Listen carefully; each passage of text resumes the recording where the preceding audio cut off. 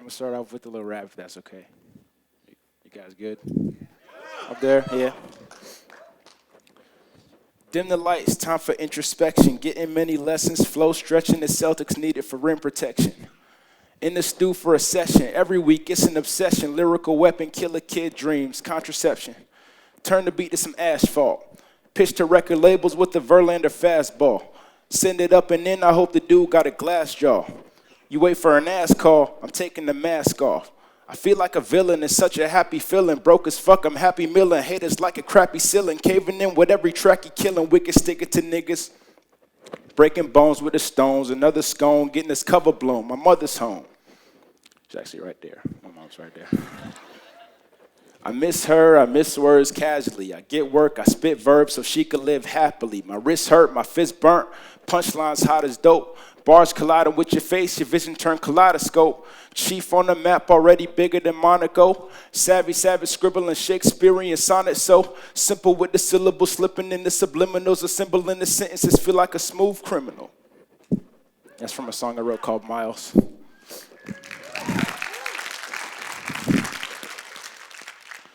I've been rapping for 6 years.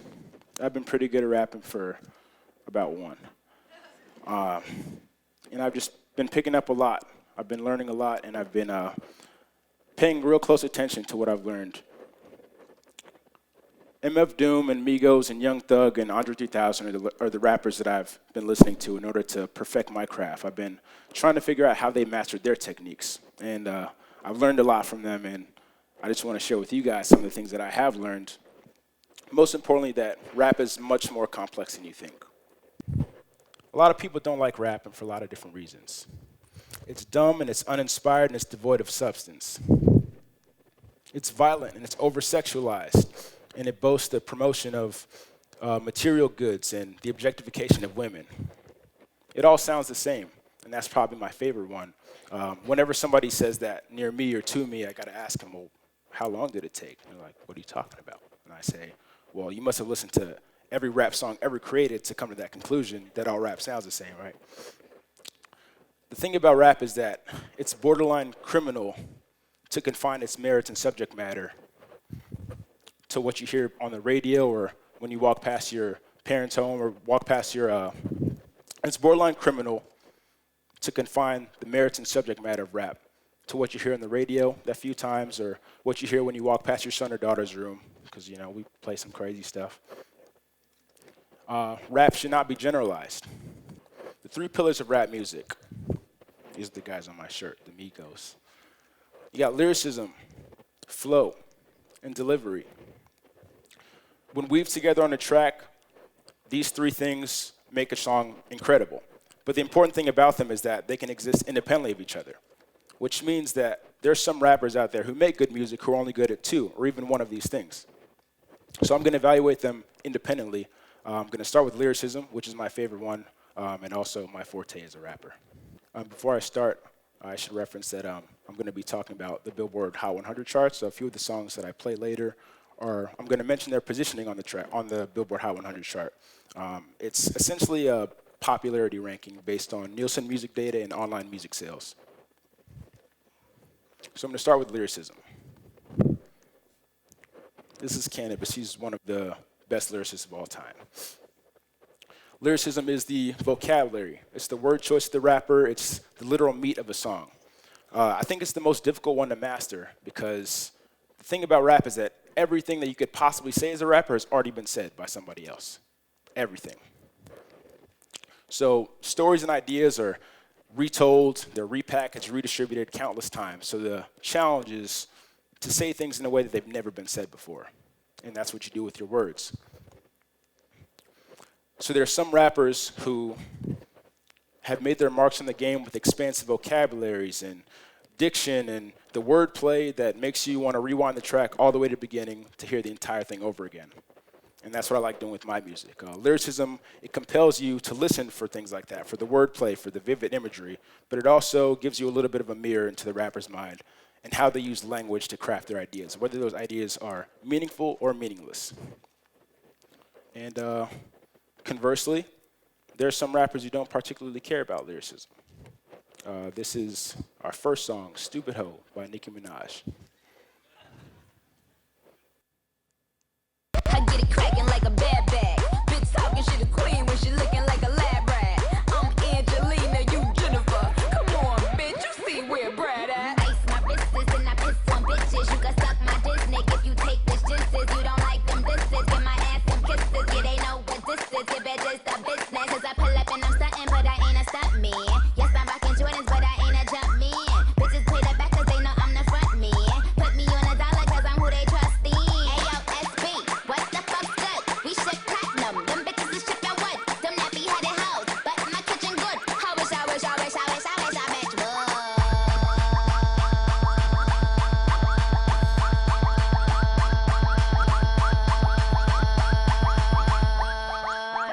You a stupid hoe. You a stupid hoe. You a stupid hoe. You a stupid hoe. You a stupid hoe. You a stupid hoe. You a stupid hoe. Yeah, you a stupid hoe. You a stupid hoe. You a stupid hoe. You a stupid hoe. You a stupid hoe. You a stupid hoe. You a stupid hoe. Yeah, you a stupid hoe. Okay. So Nicki ends this verse with, I wish a bitch would. And that's mad important because, you know, repetition is, she wants us to know that she wishes a bitch would. And I think we got that, right? My favorite part about this verse is that at the end, instead of 4 more bars, there's room for 4 lines of rap music after this. But she extends the word would for 10 whole seconds, which allows her to segue into the chorus, which is her saying, stupid hoe, over and over again. According to my count, it's unofficial completely, but 46 times is how many times she says stupid hoe throughout this entire song. It's not a lyrical song in any regard, really.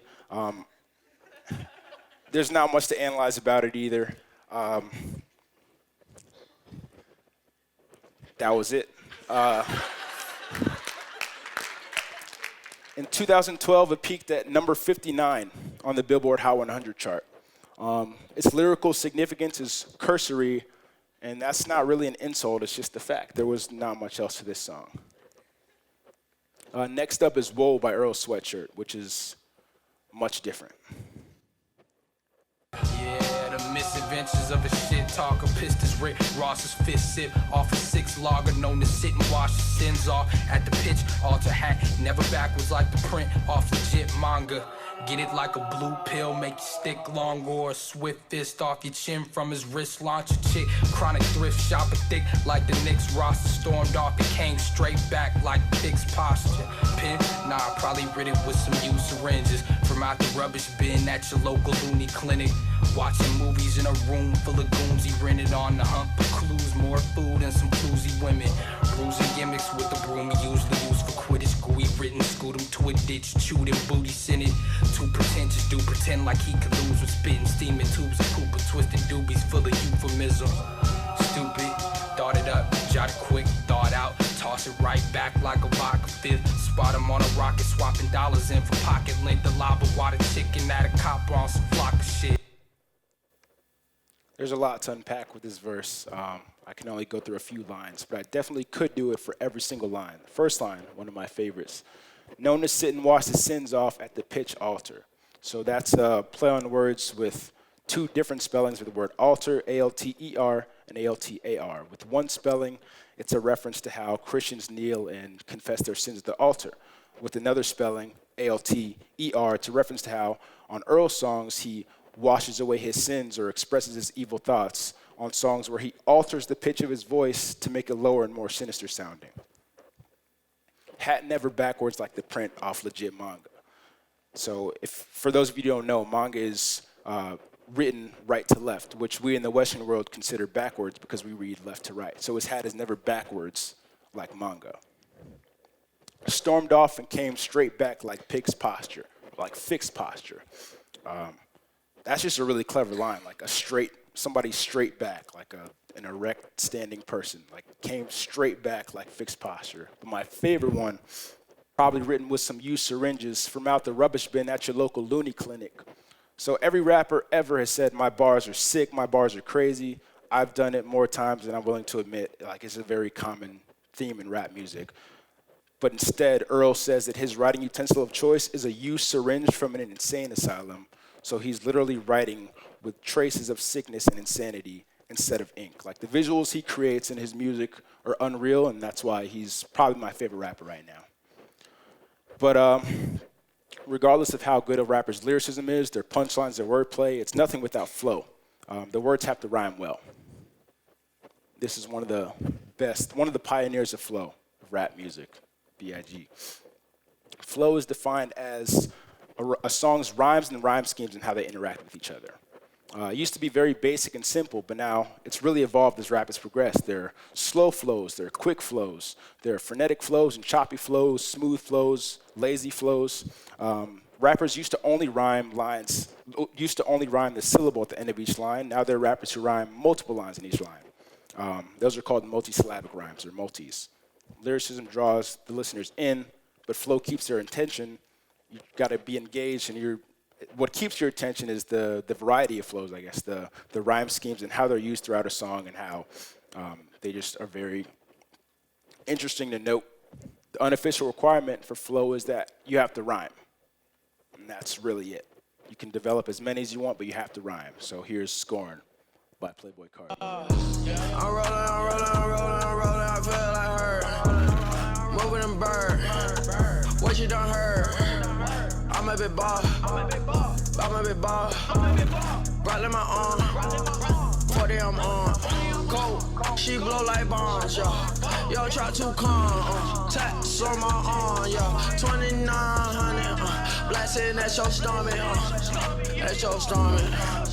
How you coming, yo? What you ate for breakfast? 20 rats and blessings. Bitches swag school. Teach you niggas lessons. Teach you lessons. Bitches swag school. Leaning gas and breakfast. Bitch for breakfast. Bitch for breakfast, yeah. 30 on my necklace. On my necklace. On my necklace, yeah. Tatted on my neck. Tatted on my neck, bitch. Bad bitch with a fetish. Bag it up and sell it. Count it up and mail it. Count it up and mail it. Bet it up. Yeah. Count it up and mail it.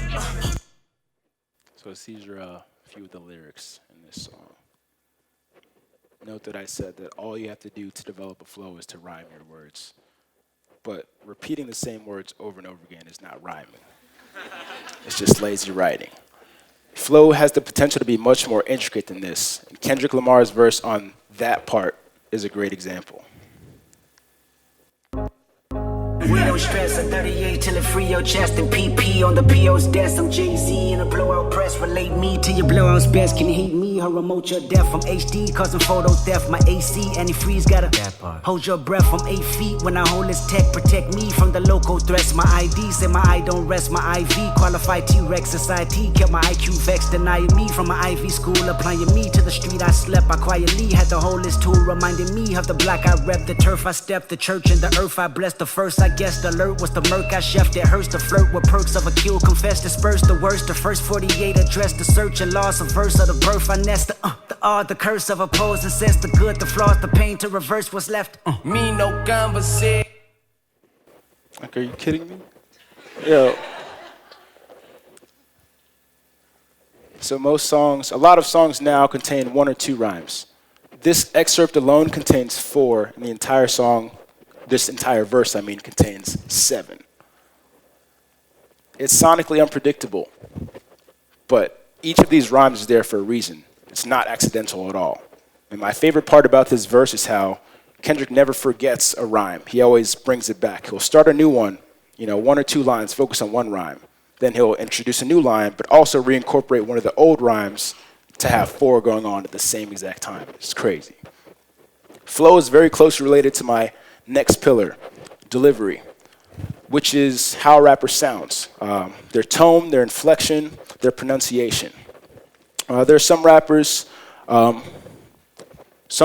like Drake and A$AP Rocky who have very smooth voices. They're very easy to listen to. There are other rappers like Lil Yachty and Kodak Black who have more distinct voices and more of acquired tastes. The cool thing about delivery is that accents, speech impediments, and even heavy drug use in some instances is enough to make a rapper's voice very distinct. The unofficial requirement for delivery is that you have to understand what the rapper is saying. Here's Panda by Designer. Panda, panda, panda, panda. I got broads in Atlanta, just to lean in the family. Credit cards in the scammers, hitting the licks in the van. Legacies, family, wait and see, look like a panda. Going out like a Montana, honey killers on the helmets.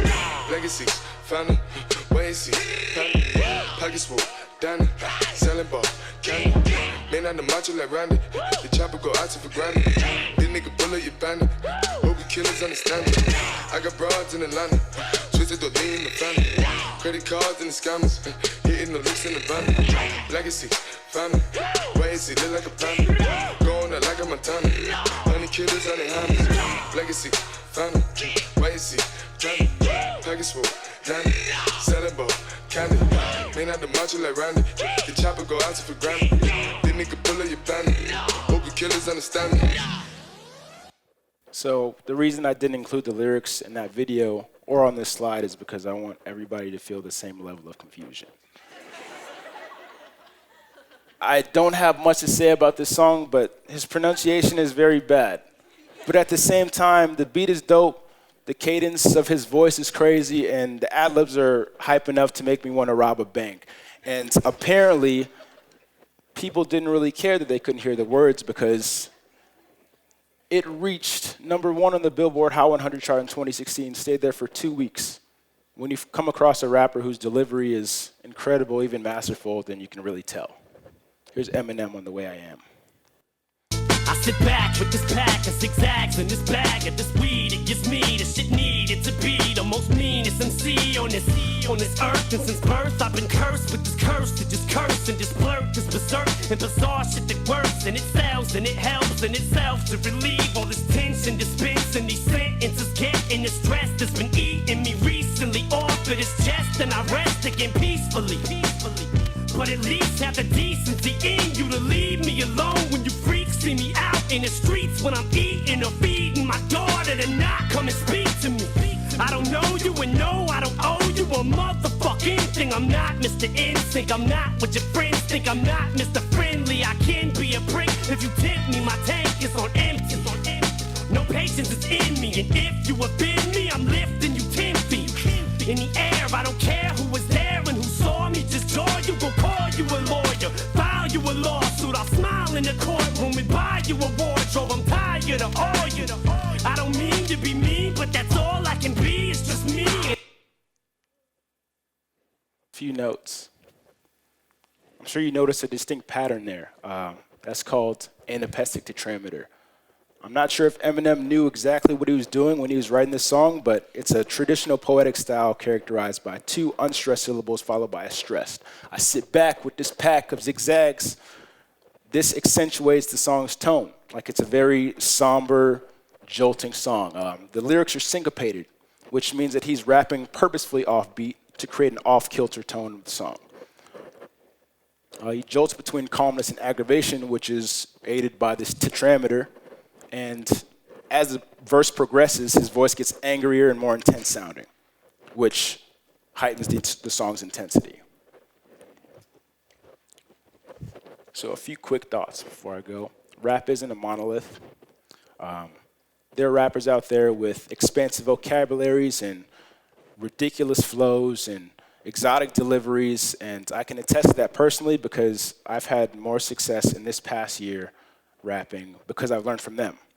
More success than I ever thought I would ever have.